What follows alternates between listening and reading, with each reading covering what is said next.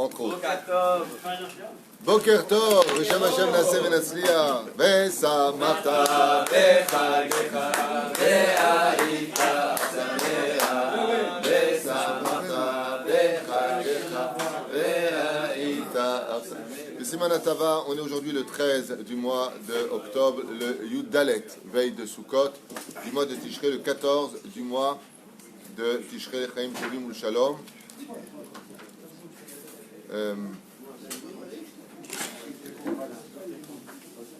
Juste un instant.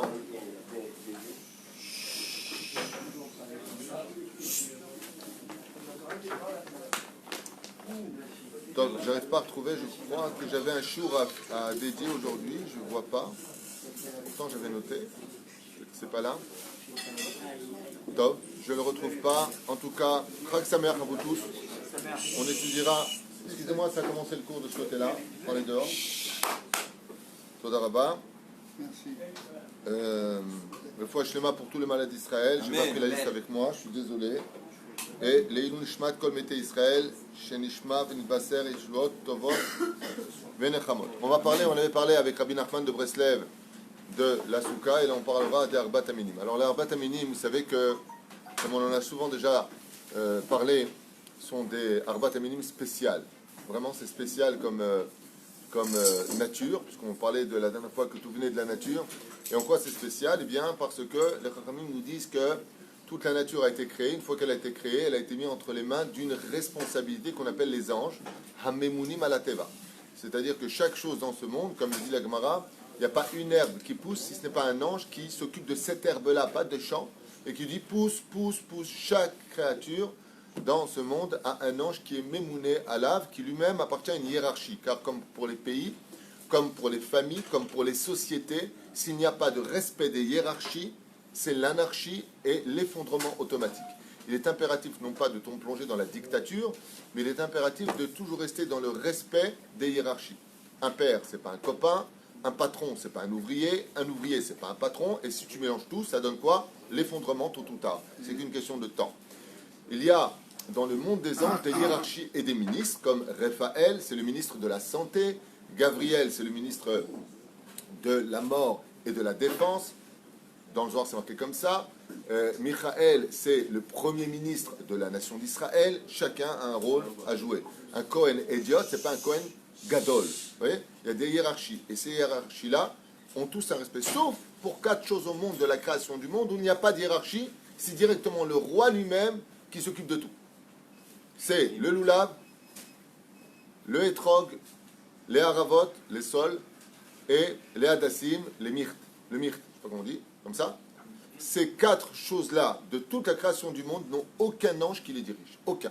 C'est Dieu lui-même qui fait grandir, qui fait pousser, qui fait épanouir ces 4 espèces.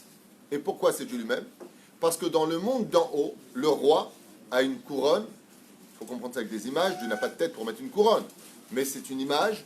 Dieu a un manteau, on le dit dans le Teilim, Adonai Malach Geout Lavesh. Lavesh Adonai Ozit Azar Aftikon Tevel Baltimot. Dieu, il a une cape, on dit qu'il a un vêtement sur les épaules. Comment s'appelle ce vêtement? L'orgueil. Dieu, il est orgueilleux? Non, pas du tout. Le seul qui pourrait s'enorgueillir, c'est Dieu. Et pourtant, il ne s'enorgueillit pas, mais il a quand même cette cape rouge, entre guillemets, au-dessus de lui. Pourquoi l'orgueil représente le digne? Et il a un sceptre. Et bizarrement, le sceptre que Dieu, il a, c'est l'Arbat Aminim. Et qu'est-ce qu'il fait pendant 7 jours? Il descend pendant la période de... Non, laisse-moi juste finir, les mots ne sont pas évidents à traduire en anglais. Parce que moi, dans ma tête, je pense en hébreu, après je en français, donc ça peut... De Slichot, donc des Slichot. Il reste avec nous à Rosh Hashanah, il nous juge. Ensuite, il décide de oui ou non appliquer la sentence qui va se finir jusqu'à Hoshana Rabbah. Mais en attendant, comme j'avais déjà expliqué, on a fait tchouva pendant les 40 jours, on vient se faire juger le jour de Chesed pendant Rosh Hashanah, on est jugé Mamash et pardonné le jour de Kippour, donc c'est Yom Adin, et on plonge après dans Yom Ava à Simcha, exactement, Zeman simchatenu. C'est le temps de notre joie. Et en quoi Béhémet, ce moment de Sukkot était un jour de joie? Pourquoi ce serait plus un jour de joie que Kippour, on est pardonné? Alors la Gemara nous dit qu'il n'y a pas eu de meilleur jour pour les Juifs que Yom Kippour et Tou B'Av. Alors pourquoi on dit Zman simchatenu? Réponse très simple. Parce que quand on a fait Tchouva pendant les 40 jours, Kippour n'a été capable que de rendre nos fautes intentionnelles non intentionnelles. C'est-à-dire, on passe de Mézid à Shogeg. On passe des fautes qui étaient, bon voilà, je sais que c'est interdit, je vais le faire. Kippour a eu la force de nous renverser ces fautes avec Shogeg. C'est pour ça que dans la prière, on dit Kikulanu Bishgaga. Le mot Shogeg, Kulanu Bishgaga. Tout ce qu'on a fait, on n'a pas fait exprès, on l'a fait sans intention. Mais les fautes, elles sont quand même restées. Pourquoi? Tu dois apporter un korban quand tu fais une faute Beshogeg? Oui. Mais Amaresh Lakish, celui qui fait tchouva be'ava, celui qui fait tchouva dans l'amour, les fautes qui ont été faites intentionnellement deviennent des mitzvot. Elles deviennent de noir à blanc. Il n'y a plus de shogeg. Et quand est-ce que ça a lieu ça? À Sukkot. Donc, là, il y a de quoi être saméach. Be'vadai, zman sibratenu maintenant. Pourquoi est-ce qu'on est heureux à Sukkot? Parce que toutes les fautes qu'on a fait dans l'année, grâce à la fête de Sukkot, c'est machine à laver. Non seulement les fautes, elles disparaissent pas, mais ce qui était noir devient blanc. Pourquoi? Parce que grâce maintenant à ce talir de on fait tchouva, on est dans le moment du chesed de Dieu qui nous prend en pitié le jour de Rosh Hashanah, on est jugé le jour du din, donc on a peur pour notre avenir, on rentre dans la soukha et là, on peut commencer à danser. Pourquoi on peut commencer à danser? Tu te rends compte? Non seulement ce que j'ai fauté, les maths d'Avardomé, je vous dis ça en 2 mots, c'est comme un mec qui doit 1 million de shekels à la banque. La banque lui fait encore confiance, on arrive à Kippour, je dis, c'est quoi, je te laisse une échéance. Ouais. D'un coup, 5 jours plus tard, le banquier l'appelle, il dit vous avez $1 million, 1 million de shekels sur votre compte. Il dit non, c'est moi qui vous dois 1 million de shekels. Il dit bah ouais, mais il s'est passé un truc bizarre. Vous avez un donateur qui non seulement a couvert votre découvert, mais qui vous a apporté la même somme que vous aviez. Qu'est-ce qu'il a dit l'autre, le pauvre? Il a dit punaise, si j'avais su, j'aurais fait un plus grand découvert. Ça, c'est la blague. Ah bah, quand est-ce qu'on a ça? D'Afka maintenant. On va rentrer ce soir dans la notion de Afilu Shogeg, Nefachliot, Mezil Shogeg, les routes. Et donc, on a toutes les raisons d'être Vesa Marta Bechagecha. Pourquoi tu veux que je sois sa mère?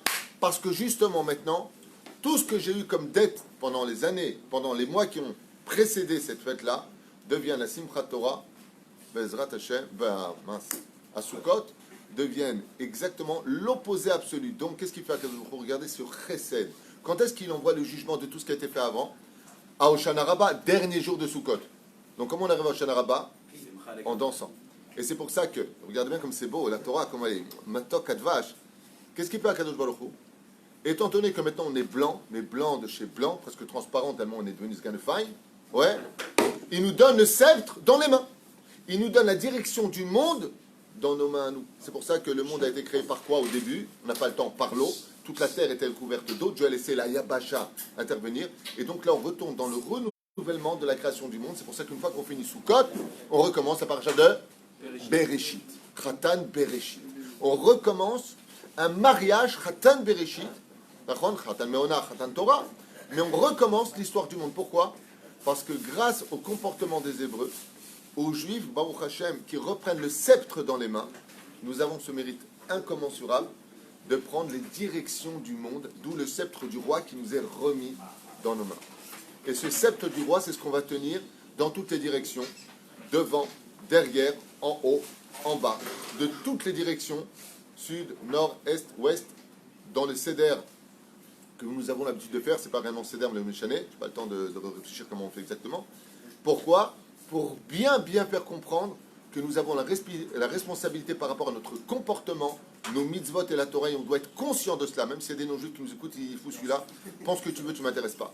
Moi je parle du Emet, de ce qui a marqué dans la Bible, dans la Torah, c'est nous qui détenons en fin de compte le charvit, comme c'est marqué à propos d'Esther, quand elle arrive, qu'est-ce que fait le roi? Il lui tend le charvit, il lui tend le sceptre.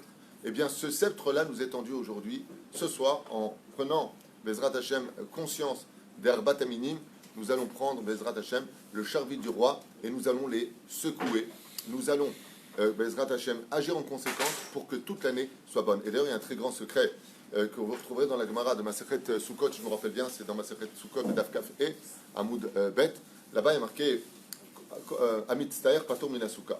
Vous avez remarqué ça? Amit Staer Patur Minasuka. Vous allez comprendre c'est quoi le fait du Sukkot à un degré, Gan Fine. Mamash Chaval Alazman, ala Dibur Valamaase. מה זה המצטער פטור מן הסוכה? מה פירוש הדבר המצטער פטור מן הסוכה?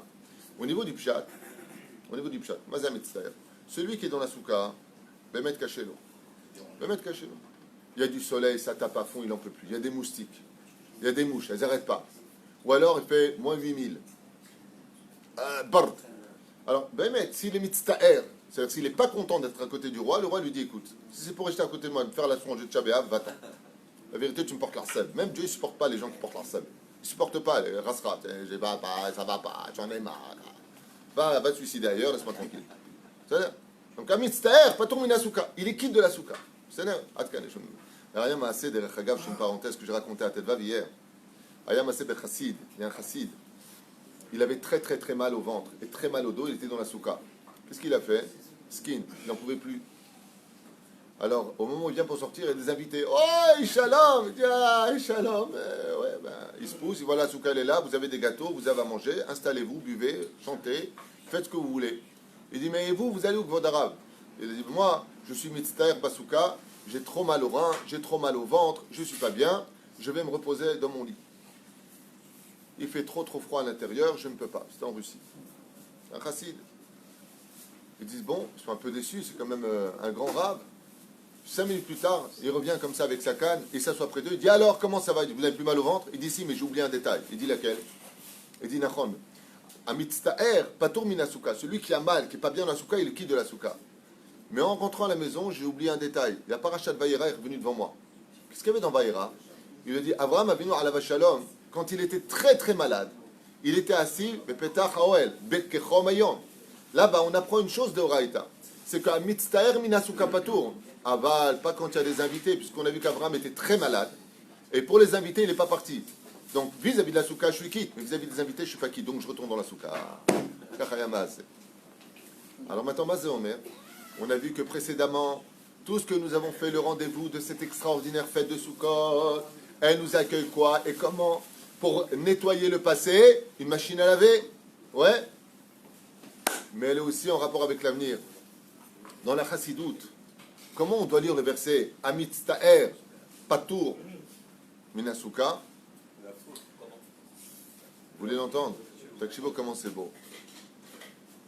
Amitztaer, celui qui a été fixé au présent, car Rosh Hashanah, il devra les Itztaer pendant l'année. Ça veut dire quoi?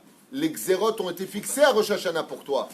Il y aura des bons moments, et il y aura des mauvais moments pour toi qui vont être durs. C'est pour ça qu'on met la pomme dans le miel. La pomme, elle est déjà sucrée, dit le Ben Ishraï. Pourquoi tu me la mets dans le miel? Il dit parce qu'on sait que tout ce qui vient du ciel, c'est bon pour nous, mais à subir, c'est pas bon. Alors on prend la miel, la pomme qui est fait remez au monde d'en haut, et on la trempe dans le miel qui est le travail de l'homme, qui vient de l'amertume du pollen.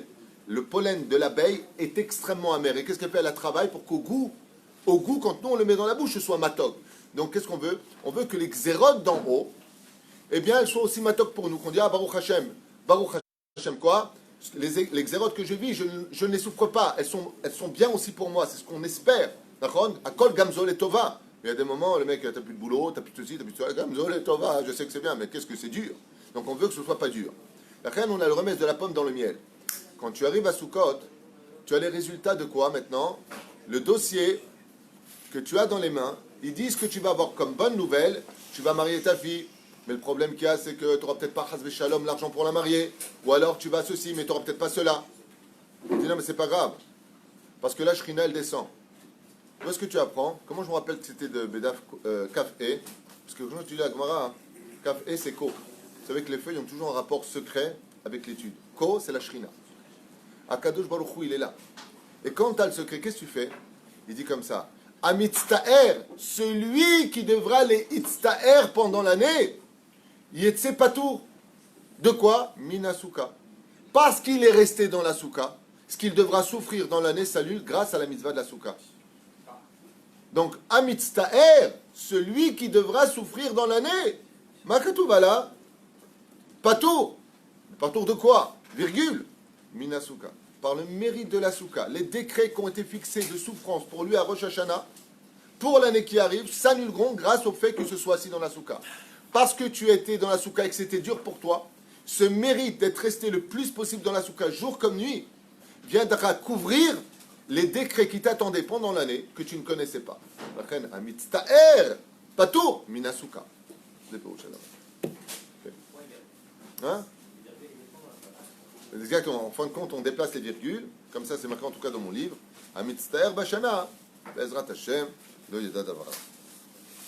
Alors nous avons, comme je vous le disais, Baruch Hashem, les Arbat Aminim, qui font des remazim, tous les ans on en parle, pour le tikkun des yeux, les choses principales qu'il faut dans ce monde. Hein, c'est à 9h15, si je veux. J'ai demandé, il m'a dit c'était à 9h. Je dis 9h algérien ou tunisien? Il m'a dit non, tunisien. Tunisien, ça veut dire attends, j'arrive. C'est hors taxe.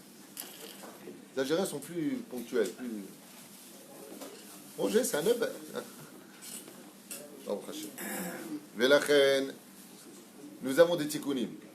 Les tikkunim que nous avons sont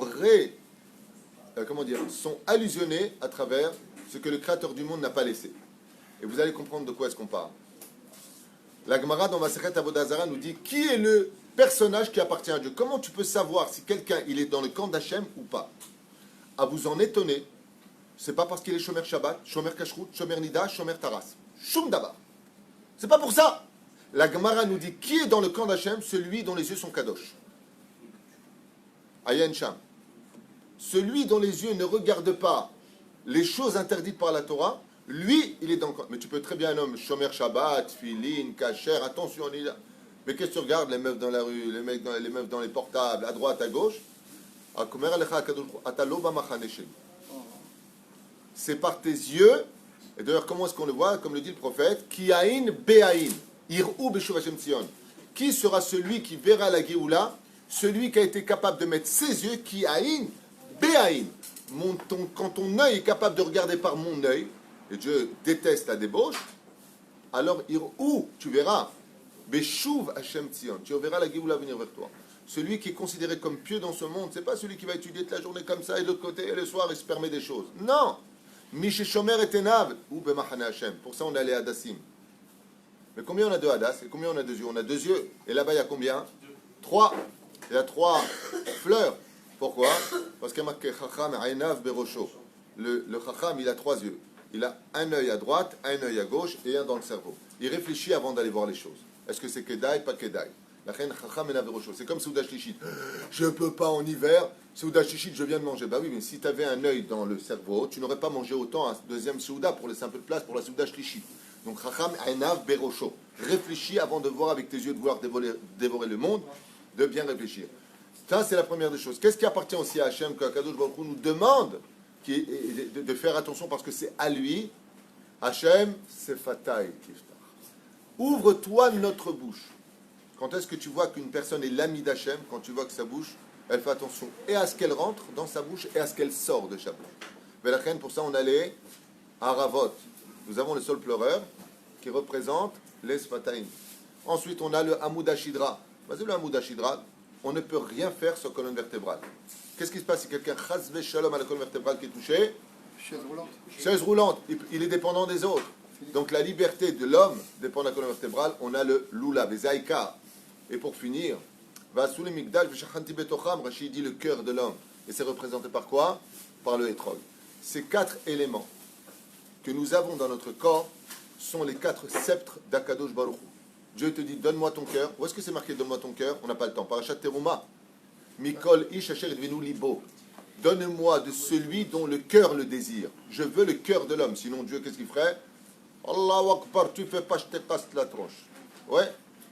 Le jour où il veut pas ça. Le jour où il veut. Tu veux pas, ne fais pas. Mais si tu fais, fais-le de ton cœur. Tu veux faire tchouva, tu veux être pudique, tu veux être un homme bien, viens mais aratson chez toi. Moi, ce que je veux, c'est pas du robotisme, je veux de l'humanisme. Je veux que tu viennes parce que tu le décides de toi-même. Fais tchouva. Et si tu fais pas tchouva, t'inquiète pas, je te donnerai quand même à manger, à boire, tu vas vivre. C'est dommage pour toi. Mais si tu viens, c'est comme un fils qui dit un jour à son père, papa, tu veux que je vienne dans tes bras? Il dit, pourquoi t'as envie? Il dit, non, parce que t'es mon père. Ben non, c'est bon. Je lui dis, ben moi, papa, j'ai bien envie de venir dans tes bras. Ou plutôt, il y a l'autre à côté qui dit, ben moi, monsieur, je veux bien venir dans votre bras. Il dit, pourquoi? Il dit, parce que j'aurais rêvé d'avoir un père comme vous. Même Shiloh, il a la malade. Kadosh Baruch Hu, il veut le cœur de l'homme. Hein? Libaba et Masechet Kedushim. La mettez. Si je me rappelle bien, je dis peut-être n'importe quoi, mais en général, je ne dis pas n'importe quoi. Liba Bae. Ken. On n'a pas le temps de faire les halachot, je voulais les faire. Je vous laisse avec Rabbi Nachman parce que je voulais juste finir le Mahamar de mon Reno arabe, Rabbi Nachman Ben Fega. Vous savez que cette fête de Sukkot est aussi reliée à Rabbi Nachman. Zkuto Tagan Alenu. Amen. Amen. Alors, allez des Mizbat Netilat Lulav. Menav Zochie les galot à Da'at Akadosh. Grâce à la Mizbat du Lulav, on peut commencer une chose qui est choquante, qu'écrit Rabbi Nachman. Il n'y a que lui qui aurait pu écrire ça. Tu peux commencer à comprendre Dieu. La date est Hachem. Et Moshe Rabbeinu, qu'est-ce qu'il a dit? Il a dit Ar'enina et kevodecha. Ouais. Ici, il dit Zoche les galot da'at akadosh. Grâce à la misa du Lulav.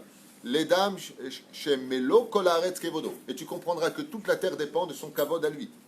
Ou le galot est le kutit barar bechol makom. Et tu verras Dieu dans tous les endroits où tu iras grâce à la misva du Lulav. Afilu bechol leshonot hagoyim.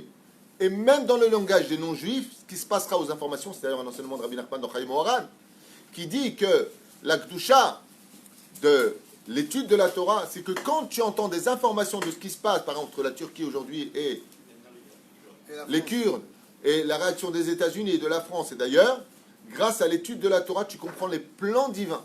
Rabbi Nachman, il avait un élève, qui s'appelait Roger Giquel, c'est une blague.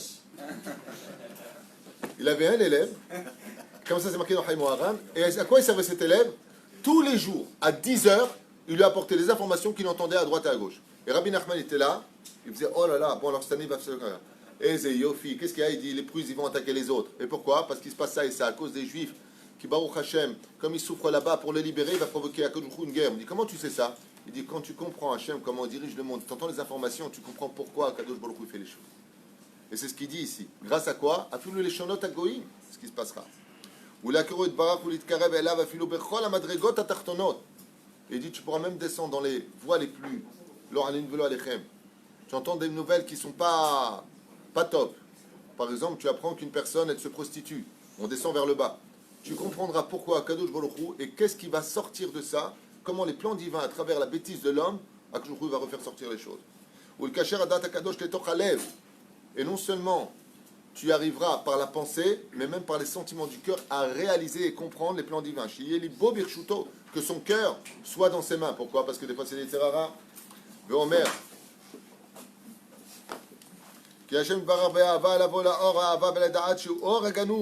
Et les lumières cachées du premier jour se redévoilent pendant la fête de Sukkot. Et par ce biais-là, qu'on commence à s'annuler devant Hachem dans l'humilité de la Soukha et recevoir la lumière du premier jour, eh bien le shalom s'installera dans le monde. C'est pour ça qu'on dit Ufros alinu Sukkot shalomecha. Les non-juifs n'ont pas d'attrait à la Soukha, mais tous attendent après la fête de Sukkot, qui est une fête qui n'est pas recopiée par les nations du monde, tout simplement parce qu'en réalité, la Soukha apportera le shalom. Il y a une déa qui dit, celle de Rabbi Eliezer, que la guerre de Gog ou Magog aura lieu pendant Sukkot et non pas pendant Pessah. Celui qui pleure pendant les slichot et qui pleure Bezrat Hashem pendant les 10 jours de pénitence aura le mérite d'avoir un étrog extrêmement beau. Vous savez qu'à la fête de tout Bishvat, nous avons le devoir, selon la Chassidut, de prier très fort pour avoir un étrog kasher, la méadrine minamadrine, le jour de Sukkot. Il y a beaucoup de sipours sur ça qui racontent qu'il y a des gens qui se ruinaient. On raconte même l'histoire d'un chassid qui a vendu son affaire pour acheter un étrog. À l'époque, il y avait un étrog pour le village. Il se ruinait pour avoir un étrog. Et Rabbi Nachman, il dit qu'on doit pleurer presque toute l'année pour avoir un étrog kasher, la méadrine minamadrine, pour un Rosh Hashanah particulièrement. Il dit, sache une chose, les étrogim qui sont envoyés dans ce monde sont dépendants essentiellement du tzaddik le plus important de toutes les générations, qui lui a un rapport avec ce étrog. À quoi ça te sert d'avoir un étrog tellement méoudar? Il dit, ça te permettra de t'approcher du plus grand tzaddik de toutes les générations. Il y a un rapport entre le étrog et le tzaddik. Et donc, s'ouvriront ses yeux, et en allant fréquenter le tzaddik Emet, tu auras aussi toi le mérite d'avoir un étrog meoudar, c'est-à-dire on ne peut plus cacher. Il me reste 3 plans à voir et on y va tout de suite.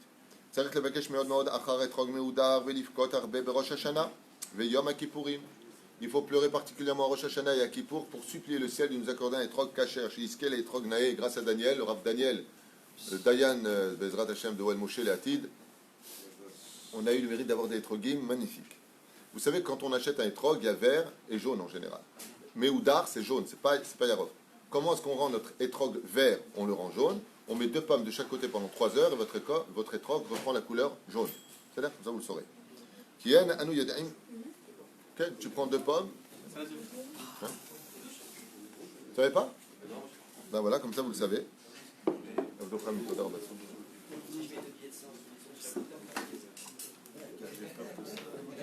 Klal Malat Etrog, hein?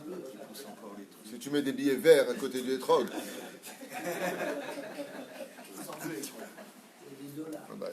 Yom Kippour chez Iskele Etrog Nae, Anou Yada'im Klal Malat Vaikram Nisato. Et là, Rabbi Nachman, il nous dit, c'est dommage que l'homme, aussi grand soit-il, ne comprend pas la mitzvah de tenir le étrog dans les mains le jour où ça commence. Ça veut dire à partir de ce soir, on rentre dans Yom Tov.